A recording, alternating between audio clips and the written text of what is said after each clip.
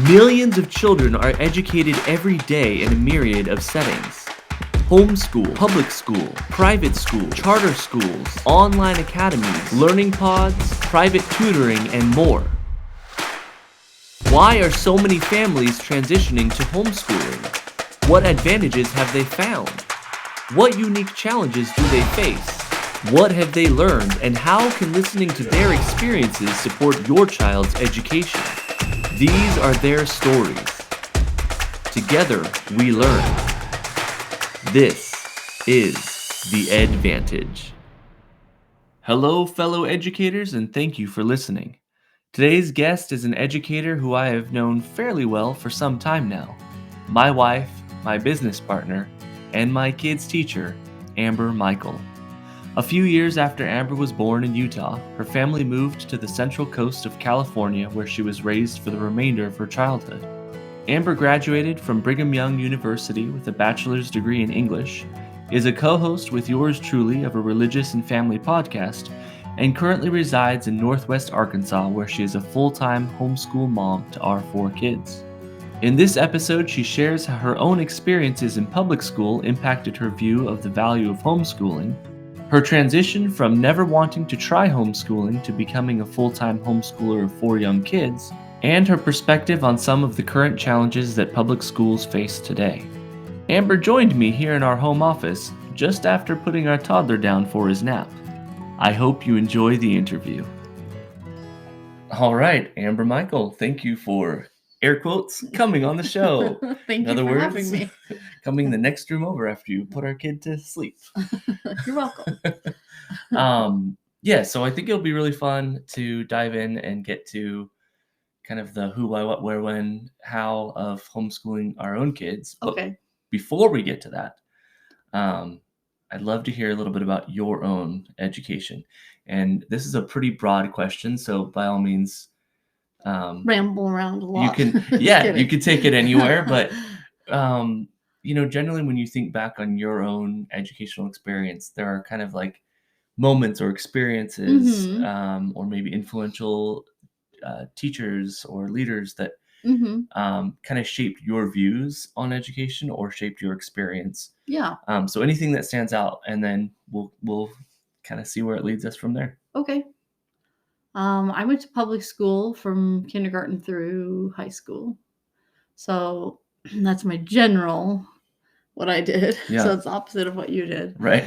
And yeah, somebody was saying something on Instagram or something the other day. One of my friends saying about a mutual teacher that we'd had in elementary school. Mrs. So-and-so was the best teacher. And I thought about it and I was like, yeah, she actually was the best teacher. Let me think about all my elementary school teachers. Yeah. So I thought through them. And in my broad view of just thinking generally about it, I think I had some pretty great teachers. But then once I sat and thought about it for a little bit, I had really one that was a great teacher. Oh man. Some that were in the middle and some that were terrible. Yeah. I was a great student and I didn't I was well behaved, and yeah. I mean, that sounds like obviously I would think myself, but I mean thinking back to myself as a kid, I was one of the little quiet types that would do my work but be well behaved in class. Yeah. So teachers generally liked me, but I had a couple that clearly just didn't like me for some reason. Yeah. And they weren't secretive about it. Did it seem weird. Singled out to you, or were they generally teachers that didn't seem to have an affinity for any students? No, it was singled out to me and some other kids, because one in particular, I remember reading my things out loud to the class as bad examples. Whoa. And then she clearly had favorites of there were bullies in the class if I ever talked to her about it, which was rare because she wasn't very nice to me. Yeah. And she would always take their side, even though I clearly wasn't a rabble rouser, right, you know? It's really quiet and shy. You shouldn't have put your foot in the way of their leg tripping you. They'd take my art projects and wreck them and stuff, and I would show her and she would blame me. So that was one of my worst teachers, of course. Sure. But, and sorry, did you say what grade? This is in 4th grade. Okay. So I definitely remember her as being a terrible teacher. I had a teacher in second grade that I remember she loved me, but I did not like her because she was super mean to my best friend who was in the class with me, and he had like severe ADHD. Now I know, Sure. like thinking back, Yeah. like he couldn't focus well and stuff like that, and she would really just pick on him a lot and make him like go outside and like talk to the tree in front of the classroom and stuff like that. And it ticked me off so much. So I really I didn't trust her. Yeah. I didn't like her, but she would always like tell my parents how I was like her favorite student and stuff. So it's interesting how teachers will have those blind spots where they'll think like, oh, I'm just dishing out what this student deserves. I know. And it's just between me and this student, or, you know, everyone agrees, or everyone can see why this is what this student should get. Yeah.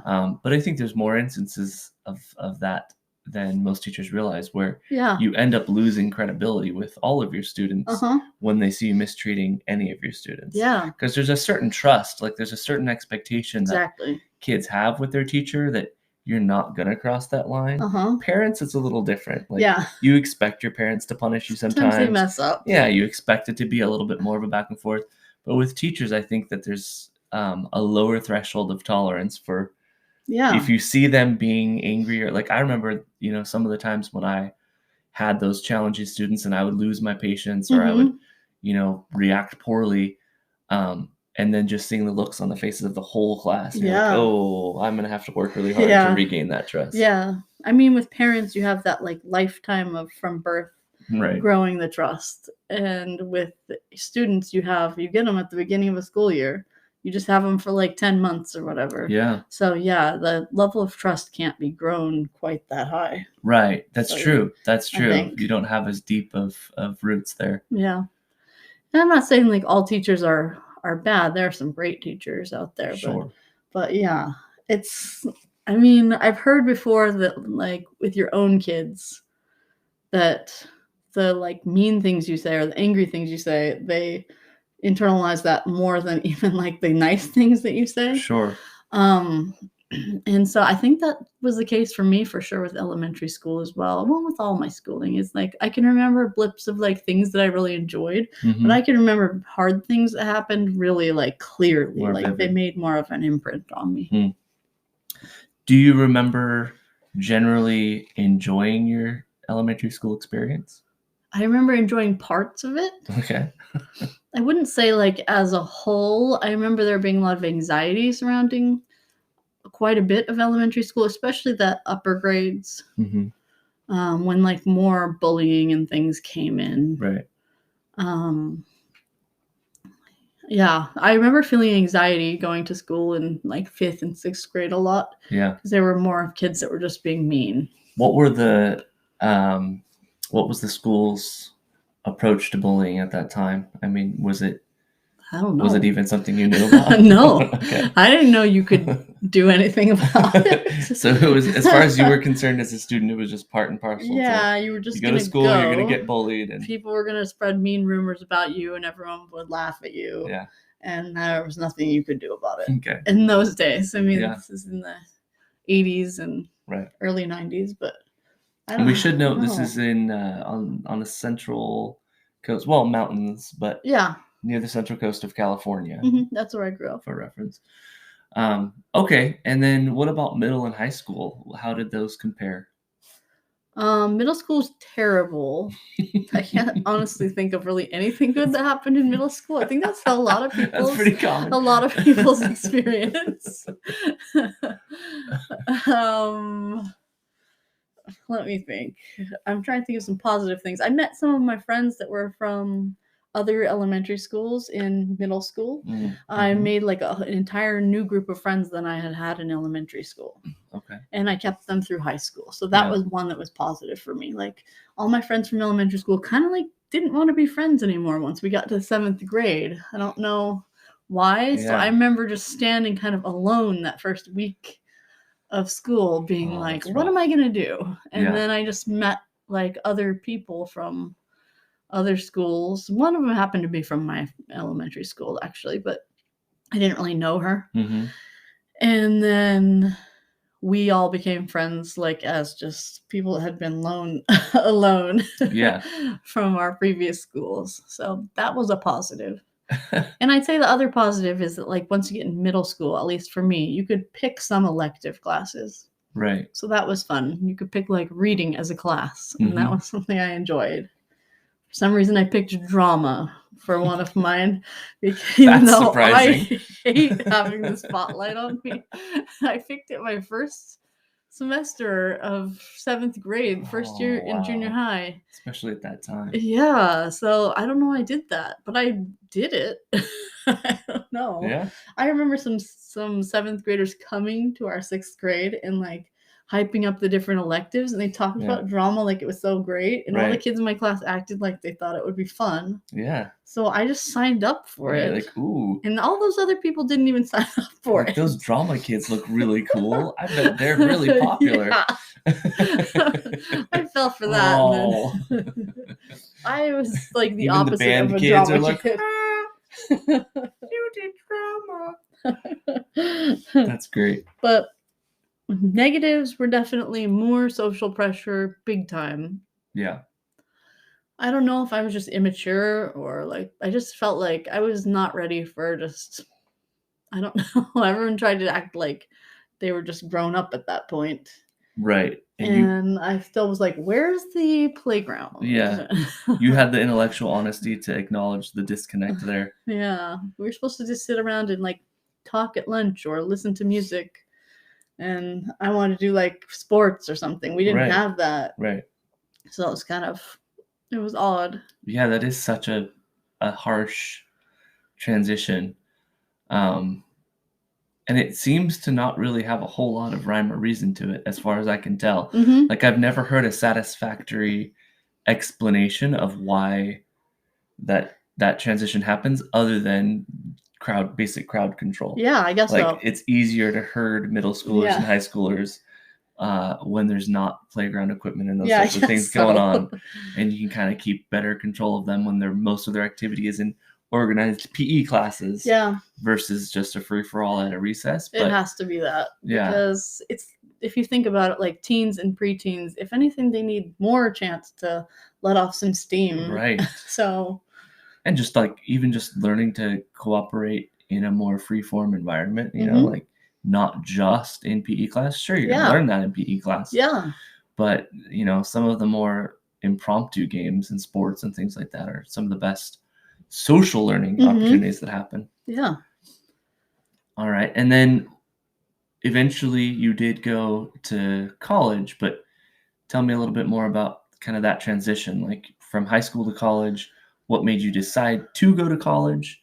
Were there other things you were considering? And then how you settled on what college to go to? High school was good and bad in different ways. Like, as far as it was more challenging for me, which I liked, because I was a smart kid, so I needed more challenge than sometimes in, like, my previous classes I'd been given, like in Mhm. elementary school and junior high even. So you were able to, like, pick what classes you took.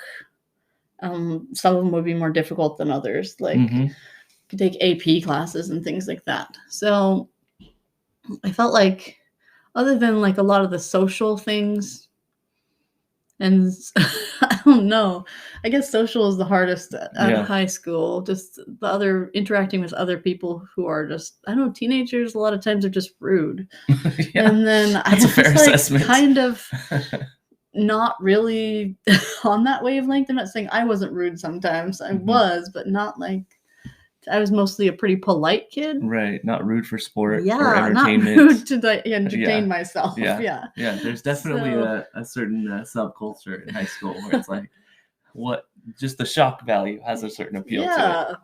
So, like, kids would do stuff like that to me, and I'd be like, not understanding why. It's like not on my wavelength at all. Right. Anyway, but I really focused on doing things that were interesting to me, as far as, like, challenging classes when I could, Yeah. and doing sports that I was interested in. That's the nice thing about, as you get older, you can choose what sports you want to do and join those teams. Mhm.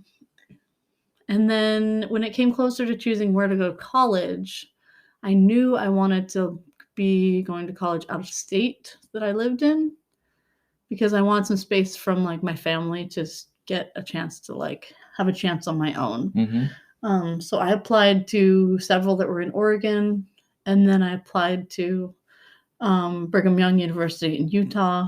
I had some relatives that lived there, so I figured that would be nice because it would be like far from home, but like you have a little bit of a Some fallback support, there yeah. as well.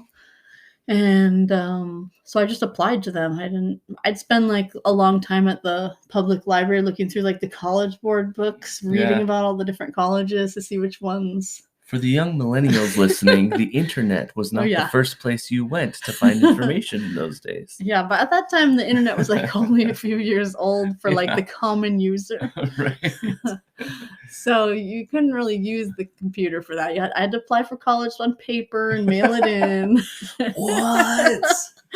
And anyway, like I said, I read the College Board books, and they'd have like how much the tuition was, what they specialized in, Sure. like different things like that. So I applied to to 3 colleges, maybe 4. It's been a while, 3 or 4. Mm-hmm. I got into all of them. And the ones in Oregon ended up being like, I hadn't researched it well enough, I guess, because they were really expensive for out-of-state tuition. Yeah. And Brigham Young was really my first choice anyway. So Yeah. and it was cheaper for tuition. So Sure. I ended up going there. And I can't remember what else you were asking about college. Oh, just the transition of what that was like, and if there were, because I find that the more control that people get over their education, sometimes the more engaging they find it to be, Yeah. or they discover areas that they wanted to pursue in middle school or Mhm. elementary school or even in high school Yeah. that they couldn't as much. And college is one of the first places where you do kind of have that Yeah. that full control. So I'm curious to hear what that transition was like. And then, I mean, I know, but you can let the Yeah. listeners know what you majored in and what that experience was like. Okay. I majored in English, which has served me really well in my career now as a stay-at-home mom and as a homeschool teacher, I think. But for a long time, I kind of Absolutely. regretted it because it wasn't like very marketable as a job. Like Mhm. when I was looking for work, I'd felt like I wish my parents had been more like helpful in me choosing a major. They really kind of just said, do whatever you want.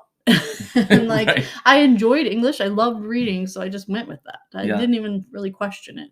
I kind of always thought like if I picked something too hard, like anything math related or those kind of things, that I would Mhm. fail. Mhm. I wanted to pick something I wasn't going to fail at.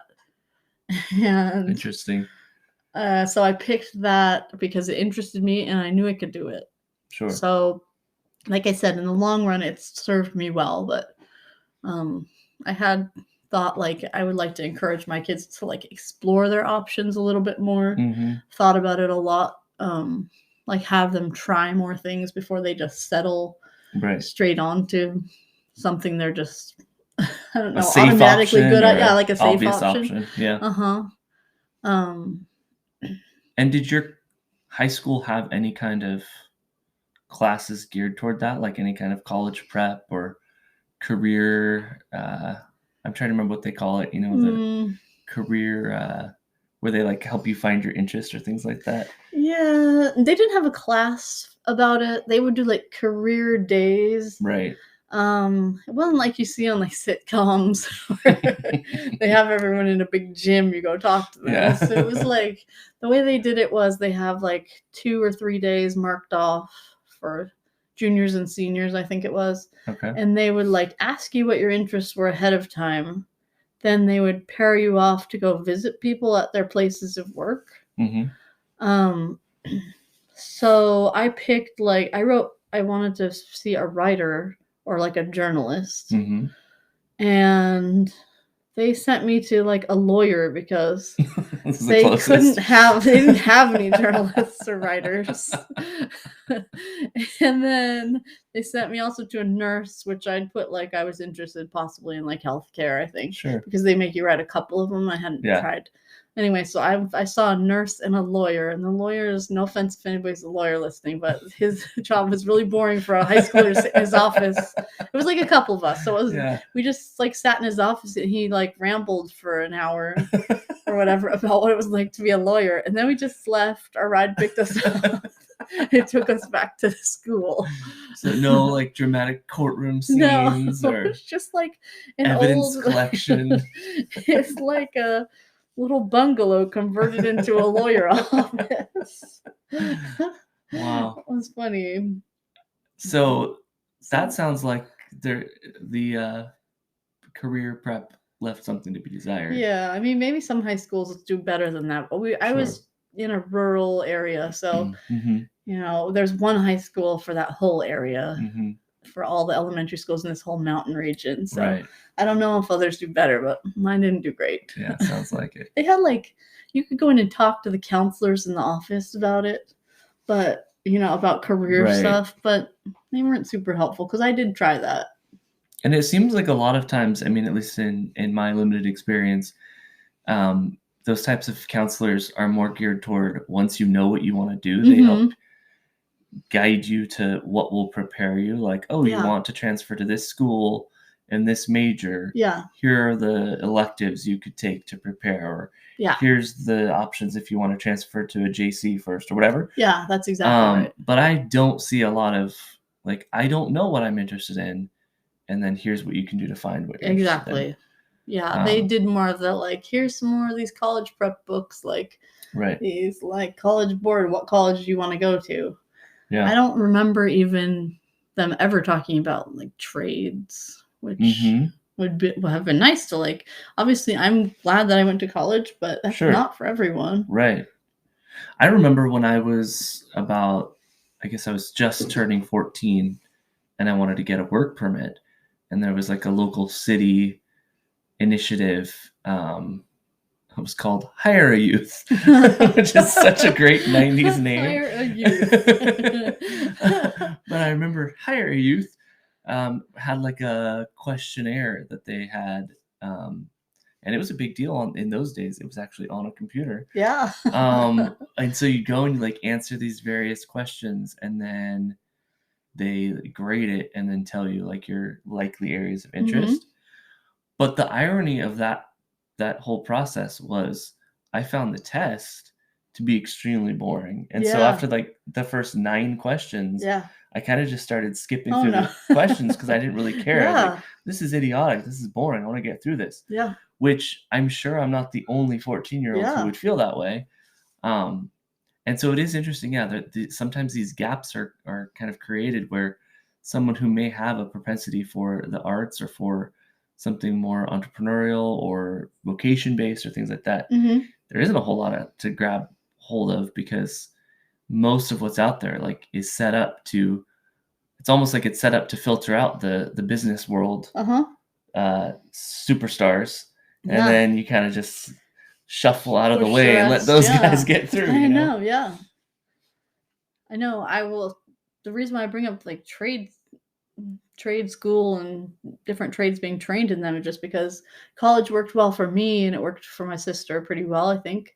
But my youngest brother probably would have done great if he'd been able to do some kind of like a trade school, and he has a harder time figuring out like where he fits job wise and stuff like that. So I'm sure there's lots of people that could make a great living just doing trades. Right. And having a more clear pathway for that. Yeah. People like to act like, oh, if you're not smart enough for college, you can be very smart and still be doing a trade. And you can be very dumb and not be able to do a trade. Exactly. That's the real ticket. Like if you ever, put your hands into any kind of that blue collar work and start trying to do it, you can feel dumb pretty quickly. Yeah, exactly. And there's a reason why a lot of people who school doesn't work for them end up owning their own businesses and having great success in those fields, because there's a need for you to be intelligent, not necessarily a need for you to regurgitate facts. Yeah, to be comfortable in the industrial version of public education. Yeah, I agree. So you've already told us, or you already mentioned a little bit about how your English degree has served you well or is serving you well now in your current capacity as a Mhm. mom and as a homeschool teacher. Uh-huh. Um, but I'd love to hear a little bit more about your transition from, public school being your main experience and your main paradigm, to then shifting to being open to homeschooling and then Mhm. deciding to homeschool our children, and kind of what that process was like and what convinced you to shift. Okay. Well, I just assumed we were gonna be able to we were gonna have our kids in public school Hmm. because I assumed that they would be able to get a better education at public school. Like, Right. I always thought, I don't think I can teach a kid how to read. That's Yeah. I remember you saying that yeah. many times. Like, I don't want them to be years behind, not be able to read. Yeah. Um, I don't know where I got that impression because plenty of homeschool kids I know can read. Like every Maybe just homeschooler I know is illiterate, so that must not work. Maybe I'm just doubting myself, probably. Sure. But and so we sent our oldest to kindergarten when he turned 5, and actually he really loved it a ton.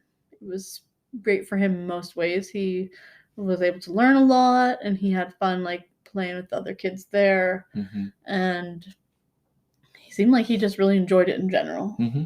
Um, It would be good to note at this point that we did, because I worked for the district that he was attending in, yes. we Oh, did yes. maneuver to transfer him to the school of our choice. Okay, yeah. And pull some strings to make sure he was with the best Teacher kindergarten one. teacher in the district. Okay, I forgot about that. Yeah. It wasn't entirely Okay, well, the reason why he fair loved happenstance.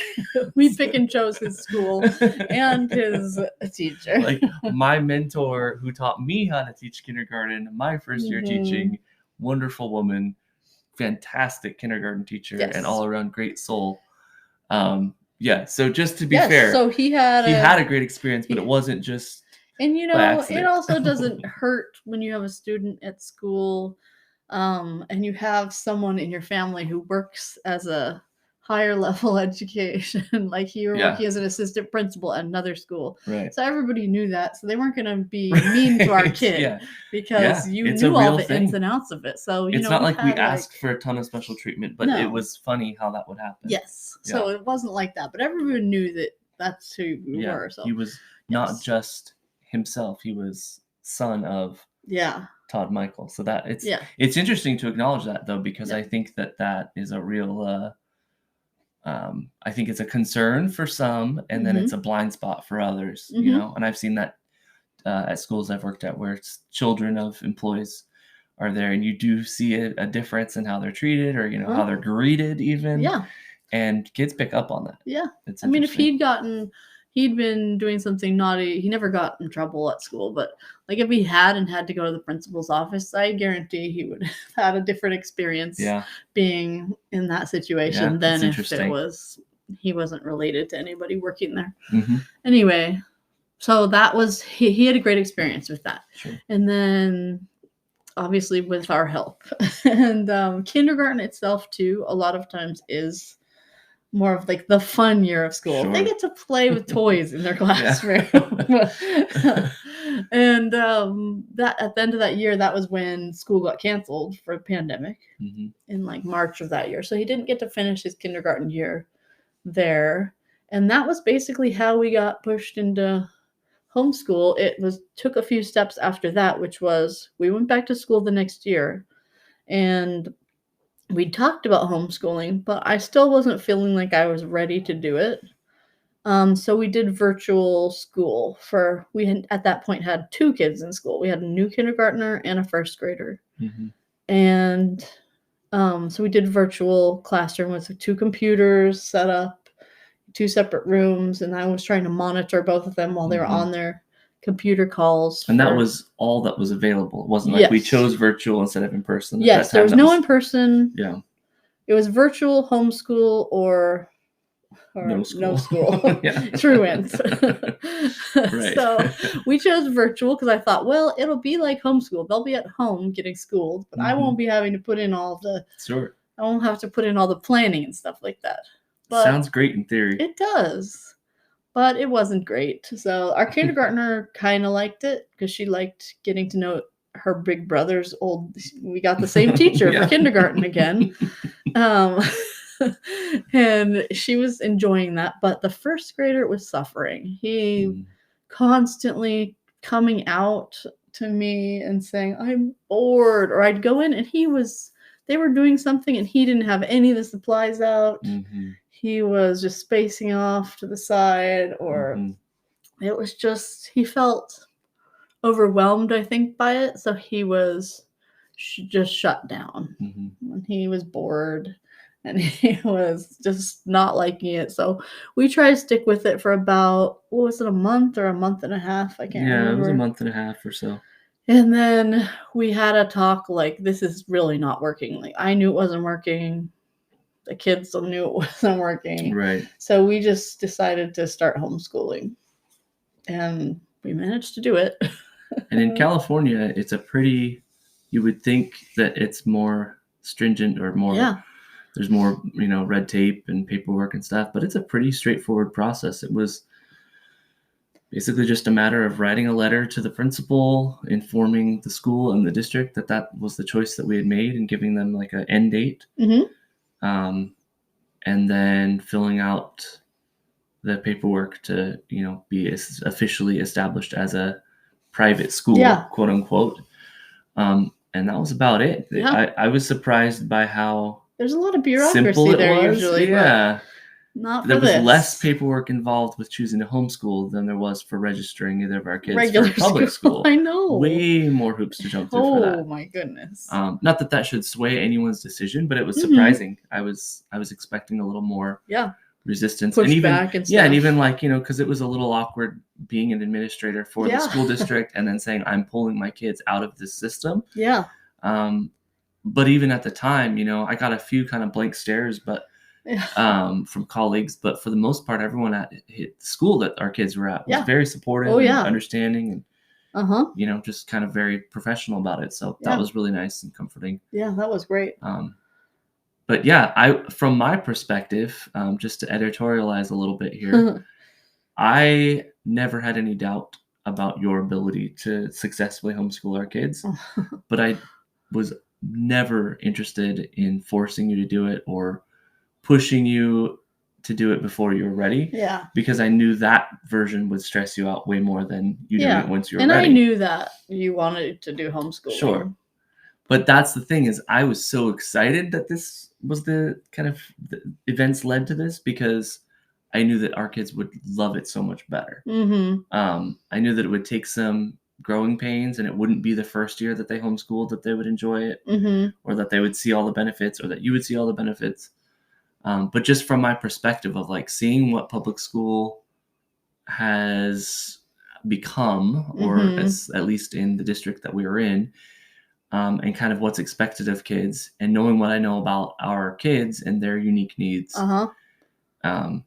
it was almost like, it felt like the matchup between them homeschooling was inevitable, and it was just a matter of, was it going to happen the first few years or later on down the road, or maybe not till they got to middle school. But it felt very much like all roads lead to that being the solution. So the fact that it happened early on, I mean, the pandemic stunk, but that was a silver lining for our family.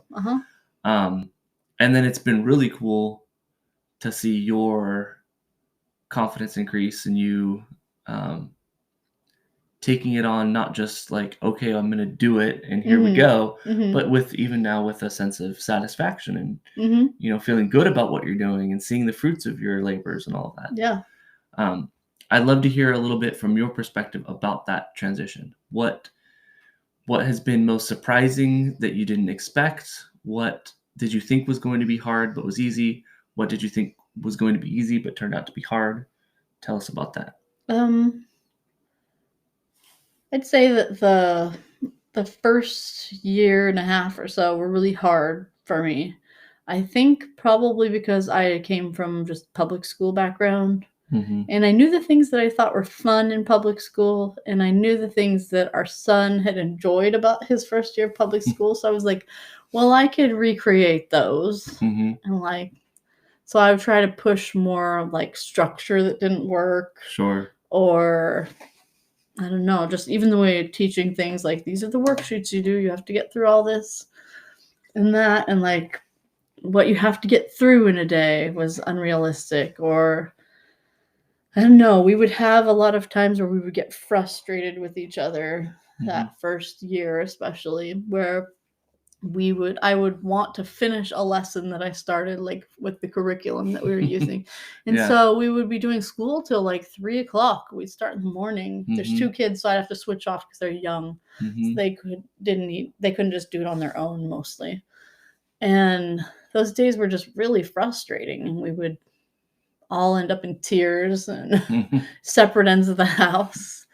And there was one day when I wrote a list of like things that I hated about homeschooling. And then I also wrote, to be fair, a list of things I loved about homeschooling. Sure. The list, looking back on it, like when I looked back a little later, like a year later at it, the list of stuff that I loved about homeschooling was stuff that was unique, like that I could have with homeschooling, I couldn't have any other way of educating them, like if they went to public school. And the things that I hated about it were all things that could be changed very easily. Interesting. If I went through one by one and just tweaked things, or like let things go, or more flexible with the time, or were able to like be more careful about what their individual needs were, instead of being like, well, first graders have to learn just like this, right, so I'm going to teach it to you just like this. Or like getting more creative with ways to have them practice writing, instead of like what the curriculum says, write about this specific, I don't know, picture in the book or whatever. And then that's boring to them. So then I can find something that they're interested in, have them they're still practicing writing. Right. They're still doing their handwriting. They were practicing grammar and things like that, but they're writing about something they're interested in. I didn't realize you could do that. It sounds dumb. Which is amazing to me, that you can make it through your entire education without ever having that presented to you. You know, you wrote who knows how many essays, and how many responded to who knows how many prompts. And the fact that it only wasn't until you finished college and were teaching your own children that it occurred to you that it could be your like own in choice. College, I had more chances to like creative write and things like that. But even in college, like with essays, you're given the prompt, like what you're supposed to write about. Or elementary school, junior high, you're supposed to write about what they tell you, not what you're interested in. Like you have a little bit of leeway here and there, but not like you do with, I'm their parent, so they can tell me I'd rather write about pangolins. True I'm story. like, I don't know anything about pangolins. So tell me about it. Why don't you teach me what you know? What is a pangolin? Wildcrats, then I'll help you write the essay. Exactly. So it took me a while to figure out that I was allowed to be more flexible with them. That sounds really dumb. It sounds really common. I think one of the biggest challenges for most homeschool families is resisting that urge to just recreate public school at your house. And even with distance learning, I remember as an administrator supporting teachers who were trying to figure out what distance learning was supposed to look like when it all was brand new to everybody. So many teachers were hitting their heads against this brick wall of trying to recreate a classroom experience for the kids on the other side of a Chromebook. And it took some much longer than others to realize this is a different world, a different environment. And that's not to say that distance learning is even anything similar to homeschool. They're all different. But recognizing the differences and then seeing, well, these are things that are uniquely advantages to this situation that I should relish and enjoy, versus the things, like you said so well, you hate, but you can change. Like there are many things that because you are homeschooling, you can change. And so I don't think that anybody can really understand that concept without experiencing a little bit of those growing pains. It's one of those lessons that only experience can teach you. But it's important to acknowledge it so that those who are working through it or who have yet to work through it know that that's a thing. Like, wait for that, Mhm. watch for that. That's a reality. Yeah. It's coming your way if it hasn't already come your way. Yeah. And just another thing that comes to mind is just the fact that, like, giving yourself a chance to, like, some days homeschool doesn't go great, even once you figured it out. Mm-hmm. Like, we have a lot more good days than bad, but we still have our, like, times when Yeah. they don't wanna do school, so Yeah. they just say, "No, we don't wanna do school," and then they have a bad attitude the rest of the Right. time. But it's a lot better than it used to be, like, way more few and far between. Yeah. Um, And it's ridiculous to assume it wouldn't be that way, right? Like, yeah. every classroom teacher will tell you, if you ask, do all of your students have a great attitude all Every of the day. time? They would laugh and say, no, actually, most of them don't, most of the time or much of the time, Mhm. in many instances. And you're constantly having to work at it and help them change their attitude or help them Mhm. feel more motivated and all of that. Mhm. Um, and so to assume that, putting the kid in a different environment takes out any of that individual will Mhm. is ridiculous, and it's true for everybody. It's true for adults. Yeah. Nobody shows up to work every single day Mhm. with the same attitude or mindset. Exactly. Nobody wakes up every day with the same attitude. We're humans. We're dynamic. Yeah. And so recognizing that and knowing that that's a real part of it and not internalizing that is very valuable, because it would be easy to think Yeah. on the days when it flops, what did I do wrong? I need to change this, or I need Yeah. to try something, instead of realizing, like, okay, my kid's in a tantrumy mood today. Yeah. We're going to roll with that. And Yeah. tomorrow they may not be. And that's all you need to worry about. Yeah. You don't need to change every time it happens and think, I must be reacting poorly. I Yeah. must be doing it wrong. Sure, if it's happening at Sometimes, the yeah. same point in the day or with Yeah. the same approach, or you Mhm. can take that into account. But Yeah. it's very much a temperament and individual type of thing, not a one environment is foolproof and the others are failures. Yeah. One of the things I've come to realize is really fun about homeschool is that you can teach kids the same, like, you could have a concept you want to teach them. You could teach it to them like a million different ways, and you wouldn't have to. And it never has to get boring. Like, Mm-hmm. if I want to have my kids work on doing math, I can have them use manipulatives. I can have them do a worksheet if I want to, Mm-hmm. or if they want to. We could act out stuff. We Mm-hmm. could, like, go outside to do it. We Mhm. could go hiking, and we can do it while we're out. Mhm. It's like the Sky's the limit. yeah, you could never do that at a public school. Right. And even just logistically, for the teachers who do know how to, because there are some Yeah. teachers who are great at having Mixing that it up. awareness, Mhm. but then it takes so much effort and so much planning and preparation for them to be able to infuse each part of the day with that. Exactly. They might be able to be stellar at that with, math or like Mhm. one subject. But it takes so much time, and the teachers who can get farther along that spectrum, Mhm. they're putting in nights, weekends, like Yes. so much of their Yeah. time doing it, or they've been at it for so many years at the They same have it grade level, at already. the same school. Uh-huh. They've kind of built up their arsenal of what they can use. But, Yeah. when you've got 20, 30 kids to do it with, it Yeah. just is so much harder. Of course. Whereas when it's your own kids, even if you have a big family, the most kids you're going to be teaching at any given time isn't going to be 20 or 30, No. so Yeah. you have that unique tactical advantage, I guess, for lack of a better term. Yeah. Tell me a little bit now about your views of education and either how they've changed with time, or things that you would like to see change about education in general. And this is pretty broad. This can be public school, college, private school, homeschool, just in general, the way that we go about educating children. What stands out to you? What do you like? What do you dislike? What would you like to see change?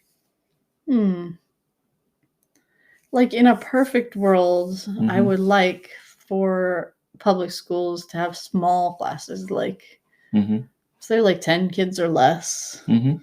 And then I feel like they could have a better chance at addressing individual needs and, like, what levels they're at and things like that. And they could prep more, like, of the Mhm. fun ways of learning and things like that. I feel like from what I saw in elementary school myself and when I would come to our son's school. Mhm. It's like the older grade you got in, the more you were just sitting at a desk doing like a computer or doing worksheets and like they were Right. always just doing that stuff, just like nose to the grindstone a lot. Mhm.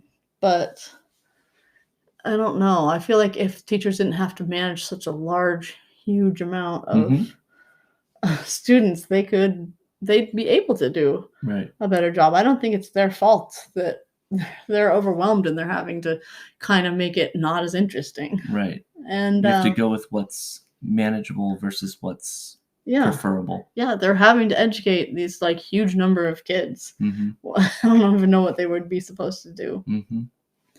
I would also wish that there would be just more options for school because from our knowledge of your school district, they had Mhm. like a lot of agendas that they were pushing into education that really had Yeah. nothing to do with reading, writing, math, Right. treating people kindly. More ideological. And there were things that we didn't necessarily agree with. And we didn't see that as much in that little blip of time that our son was in school. But Mhm. and when I was growing up, that wasn't really a thing. Mhm. But I feel like if there's parents that want that for their kids, maybe they could go to one school and there's more options for. No, I guess that's what homeschool is, though. Right. Well, it's But for interesting. parents that can't homeschool, like if you have to work and you need your kids to be in Right. school, like it stinks that they're like, well, this is the best I can get. Right. It's interesting how, because a lot of times if you bring up, a complaint against, I mean, the way I see it is ideological indoctrination, Mhm. and you speak out against it, and you tend to get whoever agrees with the local school district's ideologies Mhm. are the biggest proponents of it. So they're like, no, this is great. They stand for this, this, and this. But as you start to kind of take note of different places around the country, the ideologies vary. Mhm. And so what one family may agree with in California may not be the same as what another family agrees with in Nebraska. Yeah. And to say that you have to, cross the country, state lines in order to get your kid exposed to and taught what you want them to be taught Mhm. seems a bit extreme. And so for me, I think it comes more down to, what can we consider to be objective good, Mhm. and what is, if there's stuff that is not mutually agreed upon, what's the best place for that to be taught? Yeah. What's the place for that to be addressed? Yeah. And it's certainly not a matter of, one ideology over another. Like Yeah. all schools should No, I teach don't think they this, should or just cancel we're talking about politics, one or the other. religion, all of it.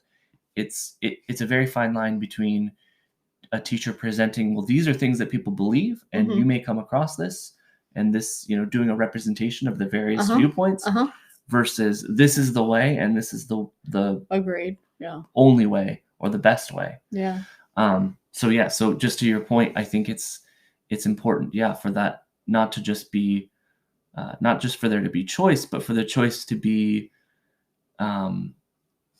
either more localized, or for the aspects that will be more viewed as a little more extreme or a little more specific, to just be taken out, so that Yes. you're not left with the choice of like, I need to move my entire family if I want my kids to not have this taught to them in the classroom. Yes, I agree.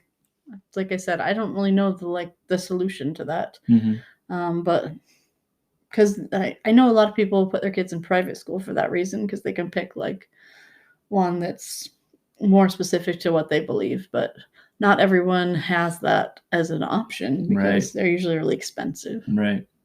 So, yeah, that's one that I would like to see. I'd rather see do better. Are there any other views that you have on education in general, or ideas that you have about either your own education or your children's education that you want to share? A lot of the things that I felt like were hard for me about my education were things that I could have been strengthened by at home if I'd had that. Does that make sense? Like, if you had better support, you would have been able to better endure them or manage them. Yeah. Well, like with bullying in elementary school, I never talked to my parents about it ever. So that's something that I keep in mind for like our kids are homeschooled, but they come across other kids. Right. So I would hope that I teach them that they can talk to me about those things. I would just stress out and feel super anxious all the time, even in the summers about going back to school because of people bullying. Wow. And I never talked to my parents about it ever. So I think that what you can do at home, even if your kids are in public school, can be pretty life altering because they'll be able to handle those situations better. Or if I'd been given more tools to like not let things bother me as much. Like I was already having kind of a difficult time like with my self-esteem from things that were happening at home. So then when somebody says something unkind to me at school, then I believe it more. Yeah. So it's an awareness for parents to have, because the more that you are involved with your kids in that area, and the better you equip them, you're not going to be able to stop them from being bullying. Yeah, the world is full of people who are unhappy and are going to lash out at other people, and you're going to get bullied or mistreated no matter what. Yeah. But what we can control is how we are equipped to respond. And that emotional resilience is certainly something that can be fostered and strengthened with time, and taught. I think one of the biggest challenges is most parents don't have it themselves, and so they're at a loss for how to teach it to their kids. Yeah, that's a good point. I know, yeah, that's definitely, because I know some people like to say that, like, if you're homeschooling your kids, you're sheltering them, or you just don't want them to, be able to, they're in a bubble where they don't have to deal with any of that stuff. That's completely the opposite, though, is that you're teaching them, you have more time to teach them to be strong, to believe in themselves, and to feel good about themselves. So when they're adults and they're doing whatever they do after, or when they're teenagers, they're around their friends, then they have that strong foundation and a trust with you so that that stuff's not going to bother them as much. Right. It's the opposite of what people like to imply. Right, the stereotype. Yeah. Our kids have great, healthy self-esteem, I think. And they're like always proud of the things that they do, and they want to tell us about them and stuff like that. And I think it comes from that, a lot of it. Yeah, and I think if somebody were to, they do, they have gotten in those situations where people are mistreating them. They're a lot less likely to internalize it and more likely to come to you and say, why did this person say this? Or, yeah, exactly. This situation happened, this is how it made me feel. Yeah. And then it can be a dialogue rather than them just hiding it from you or internalizing it, carrying it around for years. Yeah, exactly.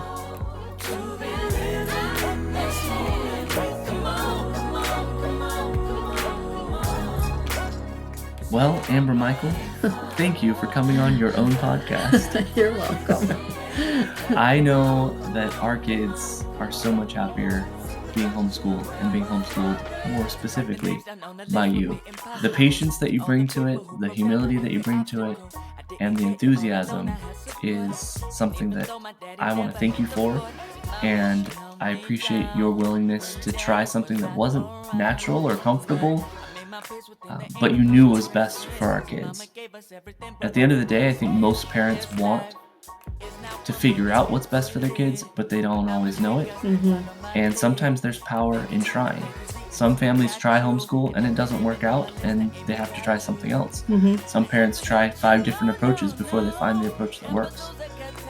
The key is being willing to try, because really it is about them and their experience. Yeah. And so thank you for homeschooling our kids. You're welcome. And thank you for being the type of mom who not only is willing to do it, but finds joy in it. Because that shows. That was my wife, Amber Michael, public school graduate and homeschool advocate. If you like what you heard today, please take a few minutes to give the podcast a positive review to help grow our audience, and be sure to share it with the other parents and educators in your life. For more information about how you can become a better educator, head over to homeschooladvantage.com and check out our free resources, or consider becoming a member to unlock your advantage. Until next time, you can find us on Instagram and TikTok at homeschool_advantage, Facebook and YouTube, Homeschool Advantage, and on Twitter at homeschool_ed. Thank you for joining us. Bye, everybody.